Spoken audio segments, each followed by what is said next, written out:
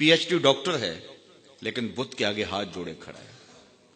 इल्म की अथॉरिटी है, उसे समझ नहीं आती कि अपने बदन पे बैठी मक्खी तो उड़ा ना सके, मेरी जरूरियात का कफील कैसे हो सकता है, लेकिन हाथ जोड़े खड़ा है। दूसरी जानब MBBS डॉक्टर है और गाय के पेशाब को तबर्रुक समझ रहा है। उसकी तिब ने उसे नहीं बताया कि इसमें कितना ताफुन है, इसमें जरासीम कितने हैं, लेकिन उसको तबर्रुक समझ रहा है। मेरा ताल्लुक एक देहात से है और मैंने अपनी मस्जिद की टूटियों पर एक 7 साल का बच्चा देखा जो अपने पांचे को मल मल के धो रहा था। तो मैंने उसको कहा कि इतना ज्यादा पानी तुमने खोला है, झिड़कने के लहजे में कहा। तो उसने कहा, हजरत मैं गली से गुजर रहा था, किसी जानवर के पेशाब का छींटा मेरे पांचे पे गिर गया और मैं स्कूल जा रहा हूं।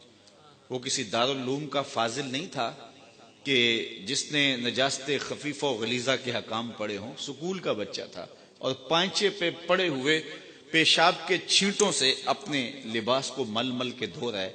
तो मैं सोच में पड़ गया कि इस डॉक्टर को तो समझ नहीं आई, इस 7 साल के बच्चे को समझ आ गई।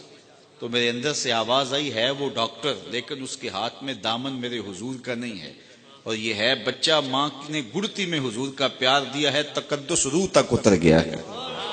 तो अगर रोशनी चाहिए, तकद्दुस चाहिए, उजाला चाहिए, जिंदगी का हकीकी नूर चाहिए, तो वो आमना के लाल की दहलीज से नसीब होगा।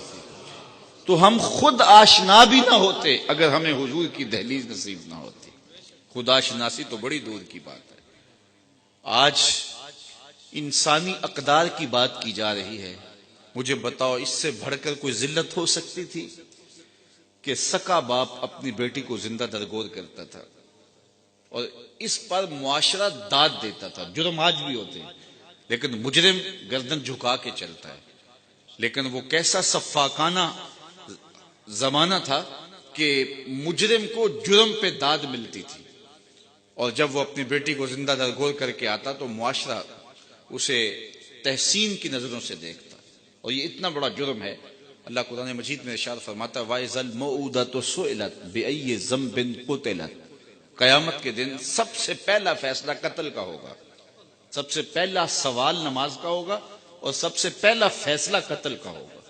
दूसरे लफ्जों में यह समझ लें कि हुकूकुल इबाद में सबसे पहले कत्ल का फैसला होगा और हुकूकुल्लाह में सबसे पहला सवाल नमाज का होगा। और फिर उस कत्ल में भी सबसे पहले उन बच्चियों का कत्ल जो जिंदा दरगोर की गई, उनके जालिम बाप के टहरे में खड़े होंगे। अल्लाह ताला उन बच्चियों से पूछेगा, बेअय्यि ज़ंबिन कुतिलत, किस जुर्म में तुम्हें कत्ल किया गया।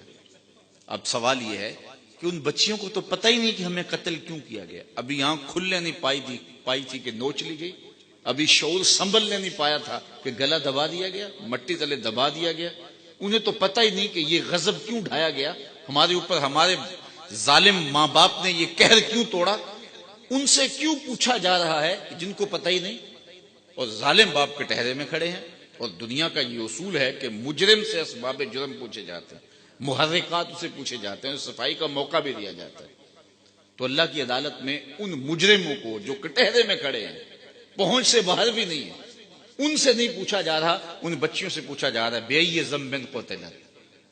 तो ये सवाल उठाया मुफस्सिरीन ने कि उन बच्चियों से क्यों पूछा जा रहा है, उनके जालिम बापों से क्यों नहीं पूछा जा रहा। तो जवाब ये दिया कि बेटियों का कत्ल इतना घनौना जुर्म है कि अल्लाह ताला उन जालिम बापों से बात करना भी गवारा नहीं करता। वो इस काबिल भी नहीं है कि उनसे खिताब ताब भी किया जाए, इसलिए कहा उनको जा रहा है और झिड़का उनको जा रहा है। तो इतना बड़ा जुर्म जुटाई के साथ होता है, फख्र के साथ होता है, और मुआशरे में दाद मिलती है, और कोई इसके रास्ते में रुकावट डालने वाला नहीं है। ये मेरे हुजूर थे जिन्होंने आके कहा, बेटियों को कत्ल करने वालों सुन लो, मेरी बेटी फातिमा मेरे जिगर का टुकड़ा है। इसको सिर्फ हम कलमा मोहब्बत के मिजाज में लेते हैं, जरा इस पहलू पे भी गौर कीजिए।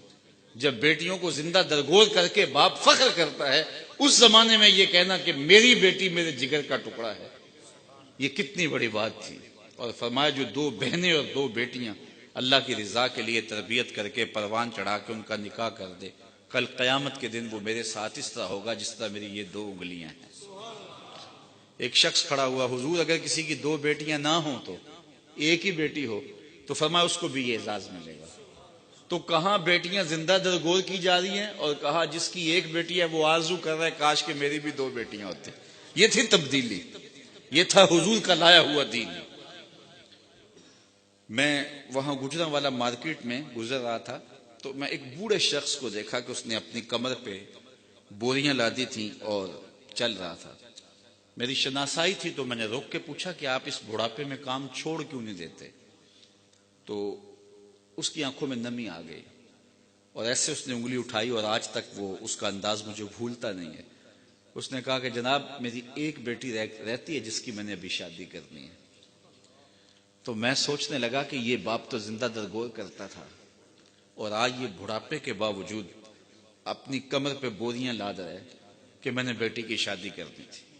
یہ بھائی تو قتل کر دیتا تھا کل میرا کوئی بہنوئی نہ کہلائے اور آج وہ فیکٹری میں اوور ٹائم لگا رہا ہے، پردیس کاٹ رہا ہے، دکھ برداشت کر رہا ہے، میں بہنوں کے ہاتھ پیلے کرنے ہیں. تو ان کے سینے میں یہ پیار کس نے لکھ دیا؟ جواب ایک ہی آئے گا، میلاد والے نبی نے. اب کوئی شخص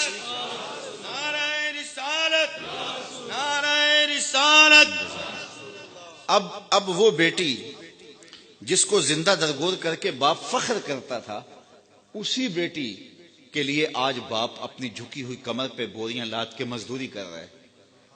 اس بیٹی کو عزت دی اور جب بیٹی کو رخصت کرتا ہے تو باپ کی آنکھیں نمناک ہوتی ہیں.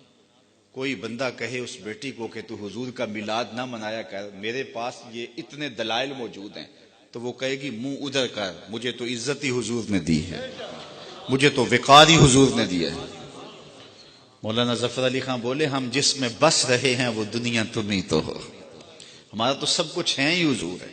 ایک تو ہی ہوتے ہیں میریاں آساں دا سہارا، دس کنوں کراں جے تینوں نہ کراں یاد. بہن کی آبرو نہیں تھی. حضور علیہ السلام حضرت شیما کے ساتھ جو پیار کی انوکھی داستان رقم کی.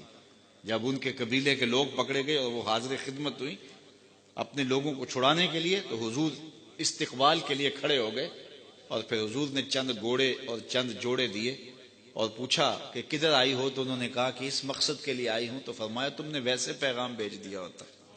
اللہ اکبر. تو یہ تھا حضور کا دیا ہوا دین.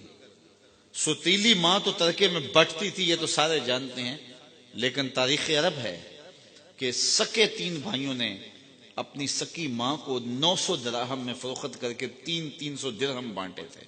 یہ تاریخ ہے. لیکن میرے حضور نے جنت کھینچ کے ماں کے قدموں تلے رکھ دی. سارا وقار یہاں ہے، ساری عزتیں یہی ہیں. ماں باپ کی رضا میں اللہ کی رضا چھپا دی، ماں کی ناراضگی میں اللہ کی ناراضگی رکھ دی. پھر خود عملاً حضور نے اپنی ماں کا ذکر کیا. ایک دن حضور مسجد نبوی میں تشریف لائے، تا حد نظر صحابہ تھے. تو جو ہی حضور مصلی پہ آئے، عشاء کا وقت تھا، تو ادب سے کھڑے ہو گئے، بس آنکھیں نمناک ہو گئی. اور حضور علیہ السلام نے ایک ٹھنڈی آہ بھری اور روتے ہوئے کہا کاش آج میری ماں زندہ ہوتی. انسان نے دکھوں کا دور دیکھا ہو، بعد میں خوشحالیاں مل جائیں تو انسان آرزو کرتا ہے کہ میں نے دکھوں کا دور دیکھا اور میرے ماں باپ نے وہ زمانہ دیکھا، آج اگر میرے ماں باپ زندہ ہوتے تو میرے آنگن میں بہاریں بھی دیکھتے. تو وہ آرزو کرتا ہے، وہ تمنا کرتا ہے. تو حضور جب پیدا ہوئے تھے تو باپ کا سایہ سر پہ نہیں تھا. 6 سال کی عمر تھی، ابوا کی ریت کے ٹیلے تھے. سید آمنہ کو سخت بخار ہو گیا. ام ایمن کو بلا کے کہا میرے اس بیٹے کو بحفاظت امیر قریش عبد المطلب تک پہنچا دینا، مجھے لگتا ہے میرا بخار جان لیوا ثابت ہوگا. پھر حضور سے کچھ باتیں کرنا چاہیے لیکن ضبط کے بندھن ٹوٹ گئے. حضرت آمنہ کوئی باتیں نہ کر سکی. جو چند باتیں کی ابن حشام نے سیرت النبویہ کے اندر لکھی ہیں. کہا بیٹا ہر نئی چیز نے پرانا ہو جانا ہے، ہر باقی نے فنا ہو جانا ہے. میں بھی جا رہی ہوں، وہ ذکر باق و ولد تو توہرا، لیکن میرا ذکر نہیں مٹے گا، اس لیے کہ تیرے جیسا ستھرا بیٹا چھوڑ کے جا رہی ہوں. جن ماؤں کے بیٹے اتنے اچھے ہوں ان ماؤں کا ذکر نہیں مٹا کرتا. یہ آخری لفظ سید آمنہ کے کہ وصال ہو گیا. حضور ماں سے لپٹ گئے. امی آپ آگے بولتی نہیں، لیکن خاموش ہو گیا تھا چمن بولتا. پھر ماں کی وہیں تدفین کی اور پتھر کے چھوٹے چھوٹے ٹکڑے قبر پہ رکھے. تجھے کن پھولوں میں ہم کفن دیں، تو جدا ہی ایسے موسموں میں ہوا جب درختوں کے ہاتھ پھولوں سے خالی تھے. آج مدینے میں حضور کی ماں کا انتقال ہوتا، فرشتے جنت سے پھول لے کے آتے، کتنے صحابہ جنازے میں ہوتے. لیکن 6 سال کی عمر، خیر حضور مکے چلے گئے. پھر وقت گزرے، لیل و نہار کروٹیں بدلتے رہے. پھر طائف کے بازار بھی آئے، مکی کی گلیاں بھی آئیں، پھر آج حضور مدینے ہجرت کر کے آئے ہیں تو ادب کی آیتیں اتر گئی ہیں، خبردار میرے نبی کی آواز سے آواز بھی اونچی نہ ہونے پائے۔ میرے نبی سے بات کرنی ہے تو پہلے گھر جاؤ، صدقہ لو، پھر فقیر ڈھونڈو، پھر خیرات کرو، پھر میرے نبی کی چوکھٹ پہ آؤ، تمہیں پتہ چلے کتنی اونچی بارگاہ میں آ رہے ہیں۔ حضور تشریف لائے، صحابہ ادب سے کھڑے ہو گئے، نظر پلٹ کے ابواب میں چلی گئی، کہا لو ادرکت والدی او احدہما، کاش آج میرے ماں باپ زندہ ہوتے یا کم از کم میری ماں زندہ ہوتی، وانا اصلی صلاۃ العشاء، اور میں لوگوں کو نماز عشاء پڑھا رہا ہوتا، واقرأ فیہا بفاتحۃ الکتاب، اور اس میں سورہ فاتحہ کی تلاوت چل رہی ہوتی، پھر میری ماں کو میرے ساتھ کوئی کام یاد آ جاتا، دروازے پر آتی، چلمن سرکاتی اور میٹھے اور مد بھرے لہجے میں مجھے بیٹا کہہ کے آواز دیتی۔ فرمائے لوگوں میں نماز چھوڑ کے پہلے ماں کی بات سن لیتا، کہاں ماں بکتی ہے، کہاں ماں کے قدموں تلے جنت بچھا دے۔ آج بیوی کے حقوق کی بات ہوتی ہے اور دنیا کہتی ہے کہ ہم نے خواتین کو حقوق دیے ہیں، میں کہتا ہوں کائنات میں اس کی کوئی دوسری مثال لا کے دکھاؤ۔ جب حضرت خدیجۃ الکبریٰ کا آخری وقت آیا، انہوں نے حضرت سیدہ فاطمہ سے کہا جاؤ اپنے باپ سے چادر رحمت مانگ کے لاؤ، وہ حاضر خدمت ہوئیں، تو حضور نے فرمایا کہ فاطمہ اپنی ماں سے پوچھو چادر کیا کرنی ہے، تو وہ پوچھنے آئی تو حضور بھی پیچھے آ گئے، تو سیدہ خدیجہ رضی اللہ تعالیٰ عنہ نے کہا حضور میرے بدن پر بخار کی جو حالت ہے مجھے لگتا ہے یہ بخار جان لیوا ثابت ہوگا، میں نے چادر اس لیے منگوائی ہے کہ اس چادر سے مجھے کفن دیا جائے۔ اندھیروں میں بیٹھ کے عقیدے نہ بنایا کرو، عقیدے وہی رکھا کرو جو نبی کے گھر والوں کے۔ سیدہ آمنہ کا عقیدہ یہ ہے کہ حضور کے بدن سے چھوئی ہوئی چادر کفن کے لیے مل جائے تو بخشش کی ضمانت ہے، تو کہا حضور میں چادر اس لیے مانگی، حضرت خدیجہ نے کہا اس لیے کہ اس چادر سے مجھے کفن دیا جائے۔ خیر حضور علیہ السلام کی آنکھوں میں آنسو آ گئے اور حضور نے جو جملے کہے، کائنات کی تاریخ میں ایسے جملے نہیں ملیں گے آپ کو۔ فرمایا خدیجہ تو نے چادر مانگی ہے، لو اردت جلدی لا آتیتک، اگر تو میری جلد بھی مانگتی وہ بھی اتار کے دے دیتا، کوئی لاؤ تو صحیح ایسی مثال۔ ام المومنین سیدہ عائشہ رضی اللہ تعالیٰ عنہ فرماتی ہیں میں حضور گھر تشریف لائے اور میں آب خورے میں پانی لے رہی تھی، حضور نے مجھے کہا عائشہ تھوڑا سا پانی میرے لیے بھی چھوڑنا، میں نے چھوڑ دیا تو حضور نے میرے ہاتھ سے پیالہ لیا، پھر پینے سے پہلے رک گئے اور مجھ سے مخاطبہ کرتے ہوئے فرمایا عائشہ ذرا بتانا تم نے ہونٹ کہاں لگائے تھے، مجھے بتاؤ اگر شوہر کا رویہ بیوی کے ساتھ یہ ہوگا تو گھر جنت کا ٹکڑا نہیں بن جائے گا، تو کوئی لاؤ تو صحیح ایسی مثال۔ کسی زمانے میں ایک غیر مسلم نے اسلام قبول کیا تو اسے پوچھا گیا کہ اسلام کی کس قدر نے تجھے متاثر کیا، تو وہ بولا کہ سیرت کا صرف ایک واقعہ میری ہدایت کا سبب بن گیا۔ کیا ہوا؟ کہا مجلس رسول صلی اللہ علیہ وسلم لگی تھی، لوگوں کا ہجوم تھا، ایک شخص نے عرض کی حضور میرے لیے دعا کر دیجئے، میرا بچہ کئی دنوں سے گم ہے، مل نہیں رہا، مل جائے، قبل اس سے کہ حضور کے ہاتھ اٹھتے اور اجابت کے سارے در کھل جاتے۔ ایک شخص مجلس میں موجود تھا، کھڑا ہو گیا، حضور میں ابھی فلاں باغ کے قریب سے گزر کے آیا ہوں اور میں اس کے بچے کو جانتا ہوں، وہاں میں نے بچوں کے ساتھ کھیلتے ہوئے دیکھا ہے۔ باپ نے جب سنا کہ میرا بچہ فلاں باغ میں ہے تو اس نے دوڑ لگا دی، فرمایا سے بلاؤ، بلایا گیا، بہت جلدی ہے؟ جی حضور آپ جانتے ہیں ایک باپ کے جذبات کیا ہوتے ہیں؟ کہا اچھی طرح آگاہ ہوں، لیکن تمہیں بلایا ہے تو بلانے کا بھی ایک مقصد تھا۔ جی حضور ارشاد فرمائیے۔ فرمایا جب باغ جاؤ بچوں کے ساتھ اپنے بچے کو کھیلتا ہوا دیکھ لو تو بیٹا بیٹا کہہ کے آوازیں نہ دینے لگ جانا، جو نام رکھا ہے اس نام سے پکارنا۔ عرض کی حضور میرا بیٹا ہے، اگر میں بیٹا کہہ کے پکاروں گا تو حرج بھی کیا ہے؟ فرمایا تم کئی دنوں سے بچھڑے ہو، تمہارے لہجے میں بلا کا رس ہوگا اور تم نہیں جانتے، ہو سکتا ہے کھیلنے والوں میں کوئی یتیم بھی کھیل رہا ہو، اور جب تم اپنے بیٹے کو بیٹا کہہ کے پکارو گے، اتنا میٹھا لہجہ ہوگا تو اس کے دل پہ چوٹ لگے گی، کاش آج میرا باپ ہوتا تو مجھے بھی بیٹا کہہ کے پکار۔ کہا یہ شوق گھر جا کے پورا کر لینا، کوئی لاؤ تو صحیح کائنات میں ایسا۔ بیوہ کے سامنے اپنی بیوی سے پیار کرنے سے روکا گیا ہے، یہ شریعت بیضا کا مزاج ہے۔ غریب کے سامنے اپنی دولت کی نمائش کرنے سے منع کیا گیا ہے، بلکہ میرے حضور نے یہاں تک فرمایا اپنے گوشت کی خوشبو سے غریب ہمسائے کو تکلیف نہ دو، یا تو تھوڑا سا پانی زیادہ ڈال لو اور شوربے کی ایک پیالی ہمسایوں کے گھر بھی بیچ دو، اور اگر ایسا نہیں کر سکتے تو ایسے زاویے میں کھانا پکاؤ کہ اس کے بچوں تک مہک نہ پہنچے۔ بچے ہوتے ہیں، ضد کر بیٹھے تو وہ مزدور کیسے ضد پوری کرے گا؟ ان بلکتے بچوں کے آنسو کون پوچھے گا؟ وہ کیا کسی نے کہا نا، دوپہر کو سلا دیتی ہے بچوں کو وہ اس ڈر سے، دوپہر کو سلا دیتی ہے بچوں کو وہ اس ڈر سے، گلی میں پھر کھلونے بیچنے والا نہ آ جائے۔ تو کہا حضور کی سیرت کے اس واقعہ نے کہ یتیم کے سامنے اپنے بچے سے بھی پیار نہیں کرنا اور اس کو بھی جو ہے وہ بیٹا کہہ کے آواز نہیں دینی، اس نے مجھے بتایا کہ کتنی نزاکت قلبیہ کا لحاظ رکھنے والے حضور ہیں۔ رب بھی قرآن میں کہتا ہے عزیز علیہ ما عنتم، تمہارا مشقت میں پڑنا نبی پہ گراں گزرتا ہے۔ اتنے لطیف جذبات کے مالک ہیں۔ کوئی لاؤ تو صحیح، لو تدخلوا شوکۃ فی رجل احدکم لوجدت علمها، اے امتی تیرے پاؤں میں کانٹا چبھے تو تکلیف مجھے ہوتی ہے، مبتلائے درد ہو کوئی عذب روتی ہے آنکھ، کس قدر ہم درد سارے جسم کی ہوتی ہے آنکھ۔ ایک خاتون تھی جس کا توازن عقلی ٹھیک نہیں تھا۔ ایک دن حضور ممبر پہ تشریف فرما تھے، وہ دروازے پہ آئی اور حضور کو اشارہ کیا کہ میری بات سنو۔ حضور اٹھ کے دروازے پہ چلے گئے۔ مجھے معاف کرنا، یہ جو پیری مریدی کا ہمارے ہاں کلچر ہے یہ نبوی مزاج سے ٹکراتا ہے۔ آج پیر بت بن کے بیٹھا ہوا ہوتا ہے، اس کا سٹیٹس نہیں دیکھا جاتا۔ رسول اللہ سے بڑا سٹیٹس کس کا ہو سکتا ہے؟ اس بڑھیا کی بات سننے کے لیے حضور تشریف لے جاتے ہیں۔ اس نے کہا میں آپ سے کوئی باتیں کرنی ہے؟ کہا جی بالکل کرے۔ فرمایا کیجئے جو کہنا ہے کہو۔ اس نے کہا یہاں نہیں۔ کہاں؟ کہا کہ آپ باہر کھلی جگہ پہ تشریف لے جائیں، میں وہاں آپ سے کوئی باتیں کروں۔ حضور وہاں چلے گئے۔ کڑکتی دھوپ، عرب کا موسم، اور اس عورت کا توازن عقلی بھی ٹھیک نہیں ہے، پھر باتیں سننے کے لیے جس کو حضور مل جائیں۔ وہ کیا کسی نے کہا نا، اسی شوق میں کی ہیں تجھ سے ہزار باتیں، اسی شوق میں کی ہیں تجھ سے ہزار باتیں، تیرا حسن تیرے حسن بیاں تک دیکھوں۔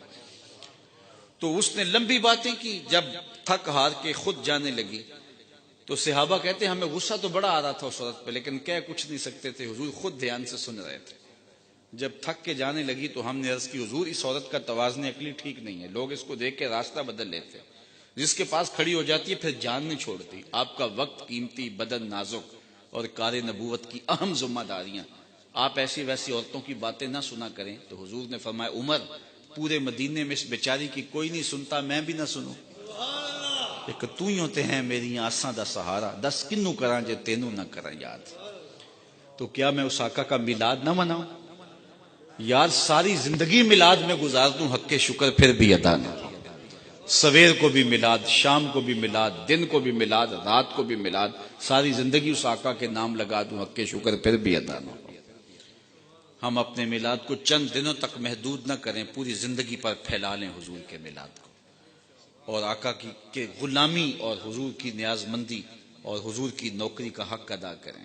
حق ادا فی نفس ہی ہو تو سکتا نہیں ہے، لیکن اپنی زندگی ساری ان کے نام لگا دیں۔ جئیں تو حضور کے لیے، مریں تو حضور کے لیے، زندگی کی ایک ایک سانس وقف کر دیں حضور کے لیے۔ جن کے لب پہ رہا امتی امتی، یاد ان کی نہ بھولو نیازی کبھی، وہ کہیں امتی تو بھی کہہ یا نبی، میں ہوں حاضر تیری نوکری کے لیے۔ اپنی زندگی کی ایک ایک سانس حضور کے نام لگا کر کے حضور علیہ الصلوۃ والسلام کی غلامی، حضور کی نیاز مندی اور حضور کی نوکری اختیار کر کے ہم حضور علیہ السلام کی رضا اور حضور علیہ الصلوۃ والسلام کی محبت اور حضور کا پیار حاصل کر سکتے ہیں۔ میں ایک بات کہا کرتا ہوں کہ یہ میلاد تو عربی کا لفظ ہے، اس کو اردو میں یوم ولادت کہتے ہیں اور انگلش والے اس کو برتھ ڈے کہتے ہیں۔ تو جب کسی کی برتھ ڈے پہ آپ جاتے ہیں تو خالی ہاتھ جاتے ہیں یا کچھ تحفہ لے کے جاتے ہیں؟ تو کوئی تحفہ تو لے کے جاتے ہیں نا، اور تحفہ بھی وہ لے کے جاتے ہیں جس سے وہ خوش ہو۔ بچہ ہو تو کھلونا لے جاتے ہیں، بڑا ہو تو اس کی مزاج کے مطابق وہ چیز لے جاتے ہیں۔ تو حضور کے میلاد پہ آئے ہو پھر کوئی حضور کو بھی تحفہ پیش کرو، تو تحفہ وہ پیش کرو جس سے حضور خوش ہوں گے۔ حضور کس سے خوش ہوں گے؟ خود حضور سے پوچھ لیجئے۔ حضور فرماتے ہیں وَجُعِلَتْ قُرَّةُ عَيْنِي فِي الصَّلَاةِ، میری آنکھوں کی ٹھنڈک نماز میں رکھی گئی۔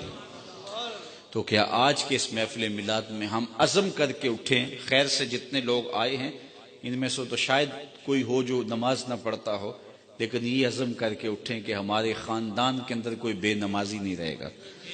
اتنے زور کے ساتھ ہم کام کریں گے، اتنی شدت کے ساتھ ہم کام کریں گے، اتنی محنت سے ہم کام کریں گے، اتنے خلوص سے ہم کام کریں گے کہ وہ مجبور ہوگا ایک دن تجھ کو بھی جیت لیں گے ہم محبت کے زور پر. تو اتنا پیار سے کام کریں گے کہ وہ مجبور ہو جائے گا. اپنی مسجدوں کو رونق دو، اپنی پیشانیوں کو سجدوں سے آشنا کرو، سویر شام حضور پہ درود پڑھو، اور زندگی کی ایک ایک ساتھ حضور کے نام پہ لگا دو. اقبال کا سارا فلسفہ نچوڑو تو جو رس نکلتا ہے، جو جوس نکلتا ہے، وہ یہ ہے کہ محمد سے وفا تو نے تو ہم تیرے ہیں، یہ جہاں چیز ہے کیا لوح و قلم تیرے ہیں. اقبال کہتا ہے حضور سے وفا کر لو، پھر تختی بھی تمہیں دے دیں گے، قلم بھی تمہیں دے دیں گے. جو لکھنا ہوا لکھ لینا، پھر تیری تقدیر کے فیصلے واشنگٹن میں نہیں ہوں گے بلکہ خدا بندے سے خود پوچھے گا بتا تیری رضا کیا ہے. وآخر دعوانا